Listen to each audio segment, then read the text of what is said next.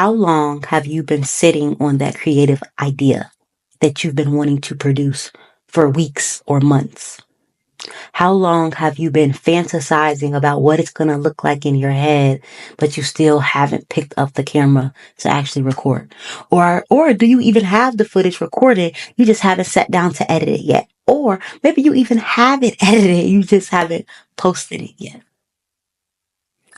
How long are you going to keep suppressing your authentic voice? I remember when I did not feel confident enough to say the things that I actually wanted to say. Because when I would be recording content, I would be thinking about the people who might see it. I would be like, okay, but what if my mom sees this? But what if my neighbor sees this? But what if this person that I work with sees this? What if my schoolmate sees this? So as I'm recording, I'm thinking about all of this and I'm censoring myself. Because I'm like, if I say this, I know that's going to trigger this person. And if I say this, I know this person going to look at me a certain type of way. So it was just this constant me censoring myself. So by the time the product is finished, I'm looking at a piece of work that doesn't even feel like me. It wasn't until I truly stopped caring, and not just mentally, but on a body level. I felt the sensations of what if these people thought this about me or even said it to me? How would that feel? And can I sit with that? So in this video, we are going to be talking about how you are going to start expressing yourself in your rawness, in your fullness. Stop censoring yourself. Stop shrinking because of what other people might think when it comes to the way that you create your content. And we're going to talk about how to somatically be able to hold that, how to somatically create enough space to move, transform, and alchemize that energy to work for you. So my name is Beyond Taylor, and I am a creative embodiment coach. And what I do is I help women step into their boldness. I like to say, I literally just started saying this and I'm about to say it everywhere all the time. I help women get haters. Because when you have haters, that means that you are not trying to people please. That means that you are not trying to manage everybody else's emotions. You are okay with people disagreeing with you. You are showing up in a way where people are going to disagree with you, because they are. When you are showing up in your fullness, in your truth, people are not going to agree. Can you be okay with that? When you are showing up and you are courageously expressing your truth, courageously showcasing your life, people are going to be triggered because they're going to think, how is it that you can show up that way when I feel like I'm better, or I feel like I have better than you, and I don't even feel safe enough to do that? It's going to trigger people. I want you to get okay with that. I want you to become comfortable with the fact that you are going to be disliked. When I think about some of the largest creators, right, who have so much fame and the spotlight is on them, I think about how much hate they get, and the average person would never be able to handle all that. The average person literally loses it from a single comment in person or online from someone saying, I don't like that about you, or why would you say that? And they're like, oh my God, I can't deal with this. Oh my God, because being perceived in that way, it's not comfortable. But when I think about individuals, and I don't know, Kim Kardashian comes to my mind, and like Nicki Minaj comes to my mind. But I'm just thinking about large celebrity figures who get a lot of hate and how they continue to just show up and still do their job and still work. It shows me that they have a large capacity to hold that. Because the average person, if you touch a little bit of their stuff, a little bit of, their wounds. You start to tap at their wounds just a little bit. They close in. They hide. They run away. I don't want that for you. I want you to be able to have your wound exposed, to have a bandage ripped off of something you may be healing and still be able to be okay. Because when you are able to be okay, having a band-aid ripped off of a wound that you are healing, then you'll be able to hold all of the success and visibility and abundance that you are calling in. So the main way that we're going to do this is, you already know, by identifying as who you truly are. Because when you know who you truly are, you won't be triggered when people are attacking a representation that they have of you. It's not even you. And another thing is, people don't see you. They only see their condition. They only see you through their own filtered conditioned lens. So that's even another layer on it, why it should not matter how people are perceiving you, because they aren't perceiving you on a literal level, because they're seeing you through the perception. And then on a esoteric level, they aren't perceiving you because you aren't what you've even perceived yourself to be. You are so much more than that. Who cares if someone is commenting on the character that consciousness is choosing to embody and you are identifying with? That's not you. You are what the experience is appearing in. And the more that you can identify with that, you will remain unbothered. I have a video on here about how to remain unbothered, how to not waver, how to stay centered and convicted in the truth of who you are and where you're going. And it's about identifying as the truth, which is, you are, I am. You are the observer. You are what the experience is appearing and going in. So if they are attacking an image, an illusion, it's not even real. Who cares? If they are attacking a belief, who cares? But beliefs change all the time. You're going to know if you are deeply identified, which is a trap. Deeply identify with the belief based on how reactive you are to someone saying something about it. So if someone does comment on the way that you create or edit or show up, and there's a response to it, they're hitting a wound, great. Because it's showing you where you are still holding on to something. You are still holding on to a belief.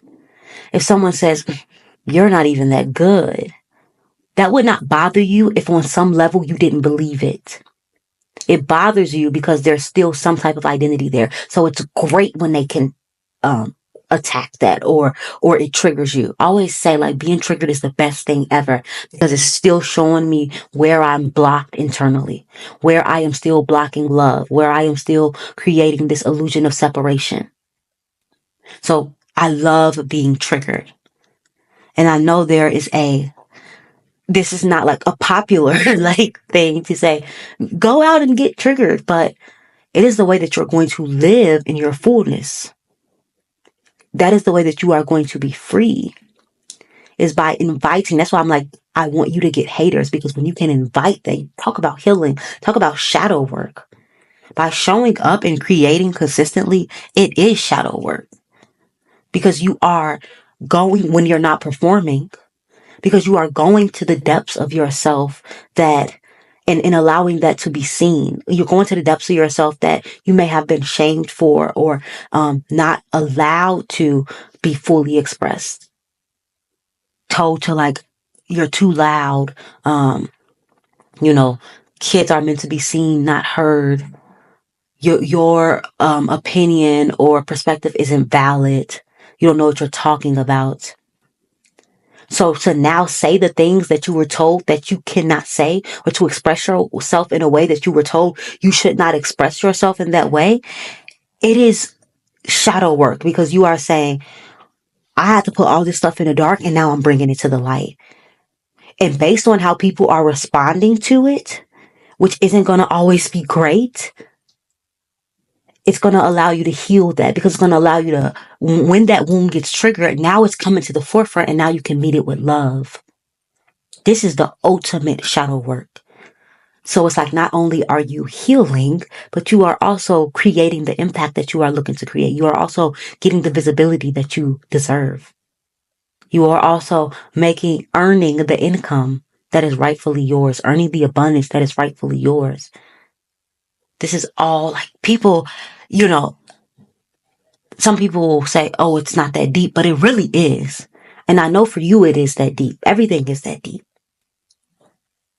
So when you are looking at this beyond, you know, gaining an amazing community, which I have done on here and online, and I'm so grateful for beyond the income you can make, which I am so grateful for that I'm able to, support my family and to support myself beyond the recognition or just beyond like this is so much bigger than that. It is giving your inner child a voice. It is giving the parts of you that you were told was not acceptable a voice. When you decide to show up in your boldness, when you decide to show up bold, raw, and loud. So the first way to do that is just like knowing the self. Because when you know the self, then it becomes so much easier to do this work. It becomes so much easier to do the work because you're simply observing the work being done anyway. So there's just no attachment to it. It's just happening in you as the observer. You're simply observing it and you're watching the character that you are playing do the work. So that way the character is allowed to do the work without you interfering, without any resistance to it. So that's one. Two is the body, being able to create that space. And the first point goes very well with this point because this is also going to allow you to be able to alchemize the sensations. So what are you afraid of? And it's important to get honest with that. So when you think about showing up online and you think about strangers, people you know, people you love, seeing it and judging you and calling you crazy, calling you weird, calling you odd, saying you don't know what you're talking about, saying, who do you think you are? How does that feel?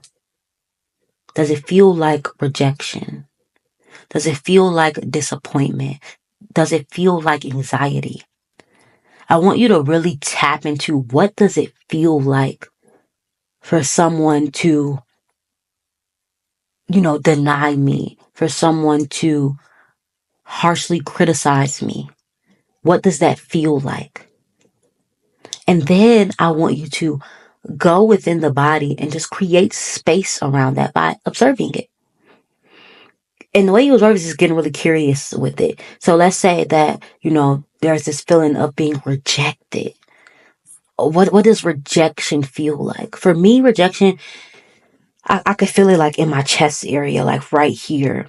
And it feels like a hole is going through my chest, like this expansion and it's like sharpness and then it's expansion around that sharp energy.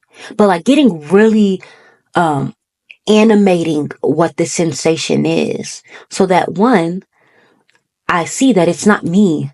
It is a sensation and then I'm giving it form. I'm giving it life to not minimize it as if it doesn't matter, but minimize it in a way that it doesn't control me anymore. It's simply a sensation. So then I see it. I see like, what does it feel like? What is the color? What is its shape? And then I create space around it. Where before, like I said, it's really easy to just close off, to shut down. Sorry. To close off and to shut down and say, nope, I don't want to deal with this. Where now you are running towards it instead of running from it. And then you're creating the space around it. You're creating the space because you're simply the I am, you are the observer. And now you can simply just watch it. And then you can even visualize. I do this with my clients. I say, visualize either a light or a ball, taking away that energy. This is energetic work that you are doing with yourself. Visualize a ball. Every time you exhale, the ball is expanding and there's just more and more space being created around it. It's going to diminish that emotion. You're going to feel it less and less. less and less, less and less. So now when you're triggered because it's happening, you just remember that there's space. You don't have to like close down or shut off anymore. You just notice that there's enough space for it to be there. You're not bothered by it. And now that you're not bothered by it, your attention isn't going there, making it so meaningful. Because even when you're shutting down and you're trying to block yourself off, distracting yourself, you're making it mean something, which is why you're avoiding it, because it means so much. And when you can just, when there's a space for it to exist, it's like a bird. Like, it's just like the sound of a bird. It's just a sensation that is passing through your awareness. So now it's just going to come and it's going to go without all this extra fuss, the drama that goes along with it. The drama is no longer there. So that is how you are going to alchemize it and change it on an energetic level. And it involves practice. But every time it happens, every time you're triggered, and I would even say the work that I do with my clients is we intentionally, like I said, I intentionally invite the triggers in. Because your body doesn't know if there's a real situation happening or if, it's created. In your imagination, it doesn't know the difference. So you're practicing for when it happens in real life. You're just practicing. So that's why I'm like, let's intentionally bring the triggers in. Let's intentionally go out and get you haters. Let's intentionally make sure that you are showing up in a way that you are not palatable for everybody. Let's intentionally step on toes. Let's intentionally trigger people. And it's not like I'm saying be polarizing. I mean, yes, I want you to be polarizing, but not being polarizing for the sake of being polarizing, for like rage baiting. But be polarizing because you're standing so firm in what you believe and what you say. And it's kind of like it's ironic, and it's like, I think that's the word I'm looking for, because I'm saying like stand firm in what you believe, but loosely. Stand firm in what you believe, but very loosely. Because you're standing in it, because you're convicted and you're confident about it, but you're not attached to it, because your beliefs can change at any moment.